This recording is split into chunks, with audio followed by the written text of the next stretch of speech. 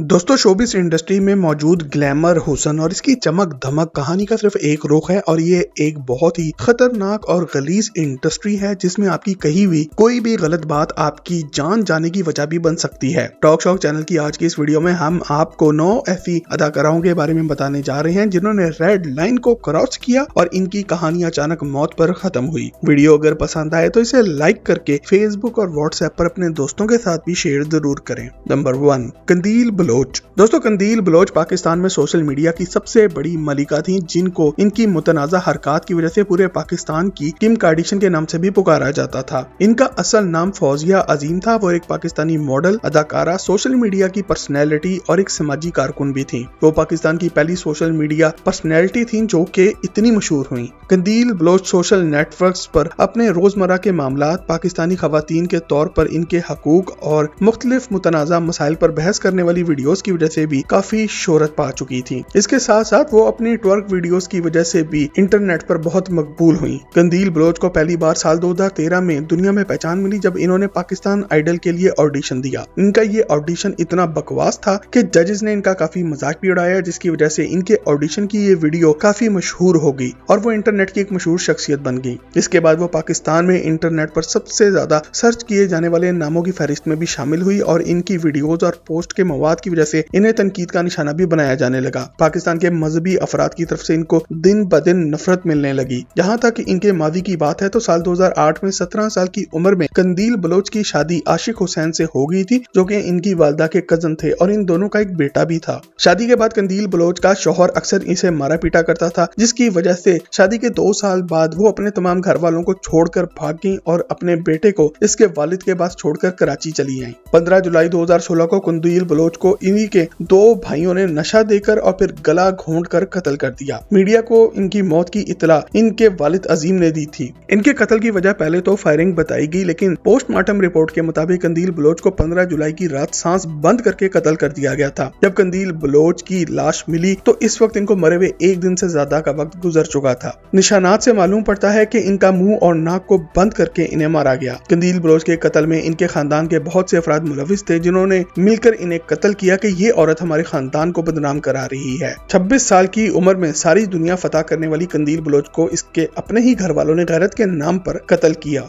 आज कंदील बलोच के बारे में एक फिल्म भी बन चुकी है जिसमें सबा कमर हीरोइन के तौर पर जलवागर हुई है। सबसे हैरान कुन बात यह है कि इन्हें कत्ल करने वाले इनके अपने भाइयों को बाद में अदालत ने छोड़ भी दिया। नंबर 2, जिया खान। दोस्तों जिया खान एक नौजवान भारतीय अदाकारा थी जो कि बोल्ड सीन्स करने की वजह से जानी जाती थी। अपनी जिंदगी के आखिरी दिनों में जिया खान सूरज पंचोली की गर्लफ्रेंड थी जो कि मारूफ भारतीय हीरो आदित्य पंचोली के बेटे हैं। जिया की मशहूर तरीन फिल्मों में निशब्द, गजनी और हाउसफुल शामिल हैं। जिया खान जून 2013 को मुंबई के इलाके जूहू में मौजूद अपनी रिहाइशगाह पर फांसी के बाद मुर्दा हालत में पाई गईं। इनकी लाश को इनकी मां और इनकी बहन ने सबसे पहले देखा। तफ्तीश के दौरान ही इनकी बहन को इनके घर से 6 सफ़ात पर मुश्तमिल हाथ से लिखा हुआ एक नोट भी मिला जिसमें जिया खान के बॉयफ्रेंड सूरज पंचोली को मुखातिब किया गया था। इस नोट से पता चलता है कि जिया खान ने सूरज पंचोली की वजह से अपनी जिंदगी का खात्मा करने का मंसूबा बनाया। इनके खानदान की तरफ से यह भी बताया गया कि जिया ने सूरज पंचोली के प्रेशर में आके अपना एक बच्चा भी जाया किया था और 8 जून को इस्लामी रसूमात के मुताबिक इनकी नमाज जनाजा पढ़ाकर इन्हें दफन भी कर दिया गया। जिया के खत से तो यही लगता है कि इन्होंने खुदकुशी की है, ताहम दुनिया आज भी यही कहती है कि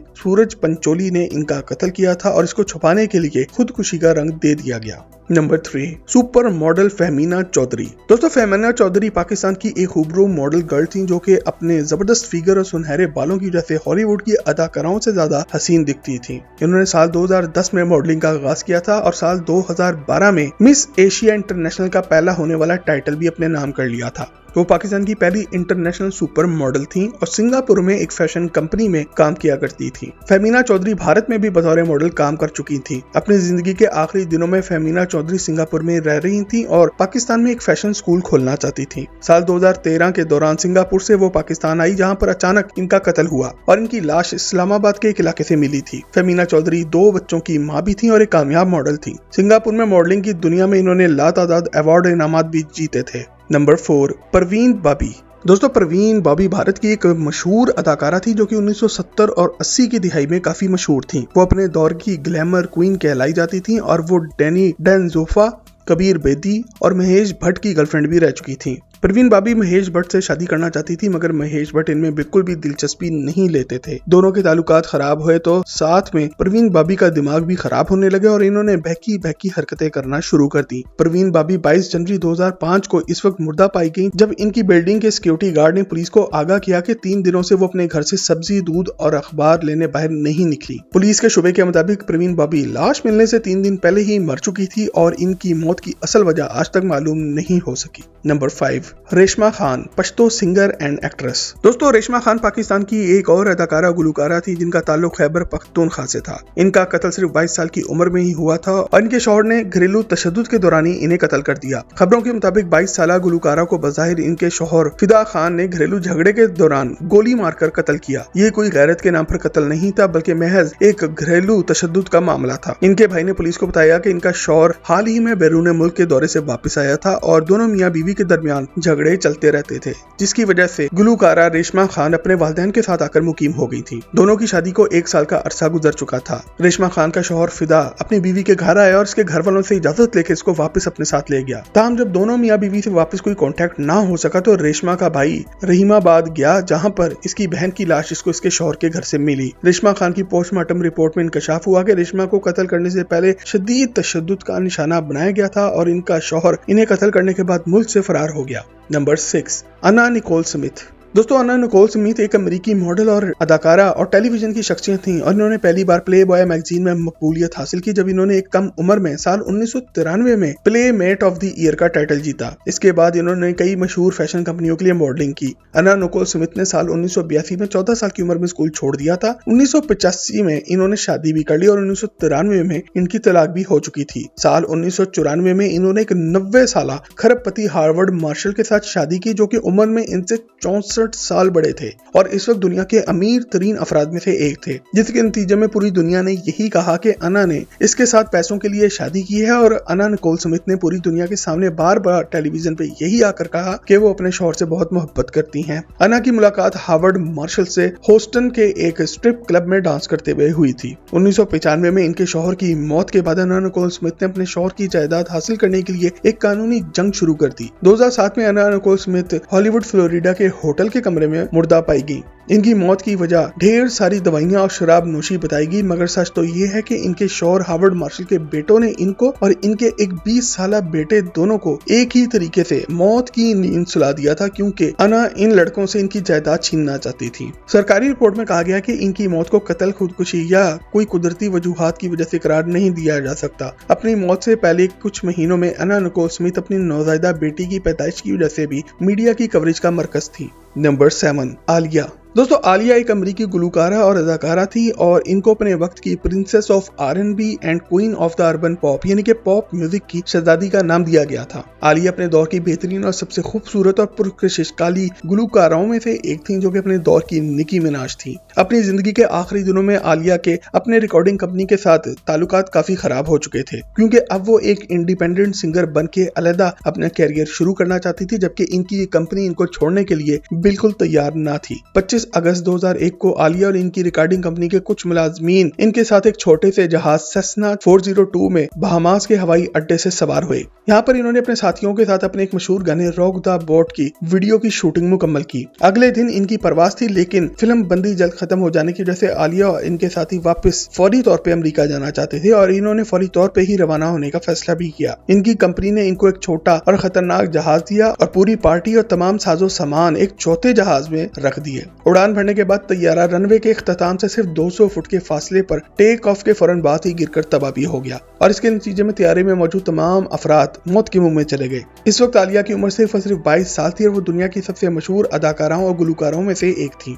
नंबर 8, शैरन टेट। दोस्तों, शैरन टेट हॉलीवुड के सुनहरे दौर की सबसे मशहूर और खूबसूरत अदाकारों में से एक थी, जो कि अपने दिलकश चेहरे और सुनहरे बालों की वजह से सभी की तवज्जो का मरकज बनती थी। शैरन टेट एक अमेरिकी अदाकारा और मॉडल थी। 1960 की दिहाई के दौरान वो हॉलीवुड की बेहतरीन नई अदाकाराओं में से एक थी। साल 1989 में इनकी बेहतरीन दोस्त अदाकारा जोना पेंट इनके घर मेहमान थी। आधी रात के फौरन बाद ही शैरन टेट को इनके 4 दोस्तों के साथ इंतहाई बेदर्दी के साथ कत्ल कर दिया गया और इन दिनों वो मां बनने वाली थी। इन सबका कातिल मैनसन फैमिली के नाम का एक जहरी मरीज कातलों का मशहूर ग्रुप था। इनकी लाशें अगली सुबह शैरन टेट के एक घरेलू मुलाजिम ने दरियाफ्त की।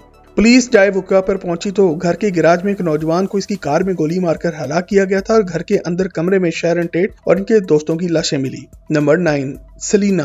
दोस्तों हमारी लिस्ट में नंबर 9 पर सेलिना आती हैं। सेलिना एक मशहूर अमेरिकी गुलकारा थी। इनको आज भी टेक्नो म्यूजिक की मलिका के तौर पर जाना जाता है। वो म्यूजिक के साथ साथ अपने फैशन की वजह से भी पूरी दुनिया में मशहूर थी। इनको आज भी मेक्सिको की मैडोना कहा जाता है। सेलिना को 31 मार्च 1995 के रोज इन्हीं की बेहतरीन दोस्त योलांडा सेल्वेडर ने गोली मारकर हलाक कर दिया, जो कि इनकी दोस्त होने के साथ साथ इनके तमाम बिजनेसेस की साबिका मैनेजर भी थी। योलांडा सेल्वेडर सेलिना के लिए काम किया करती थी, मगर जब सेलिना इनके घर वालों को पता चला कि वो मैनेजमेंट के नाम पर इनका पैसा चोरी कर रही है तो इनको नौकरी से निकाल दिया गया, जिसके नतीजे में योलांडा ने सेलिना का कत्ल कर दिया। मगर जब इसने भागने की कोशिश की तो पुलिस ने इसे घेर लिया। योलांडा ने खुद को जान से मारने की धमकी दी, लेकिन बाद में इन्होंने खुद ही गिरफ्तारी भी दे दी। अदालत ने योलांडा को इस कत्ल का मुजरिम करार दिया और इनको 30 साल की उम्र कैद की सजा सुनाई गई। सेलिना इस वक्त इतनी मशहूर थी कि आज भी इनकी मौत का दिन टेक्सास में सेलिना डे के तौर पर मनाया जाता है। दोस्तों अगर आपको कोई ऐसा नाम मालूम है जो कि आज की इस वीडियो में शामिल होना चाहिए था तो कमेंट सेक्शन में लिख कर हमसे शेयर जरूर करें और मजीद जबरदस्त वीडियोस के लिए टॉक शॉक के चैनल को भी सब्सक्राइब जरूर करें।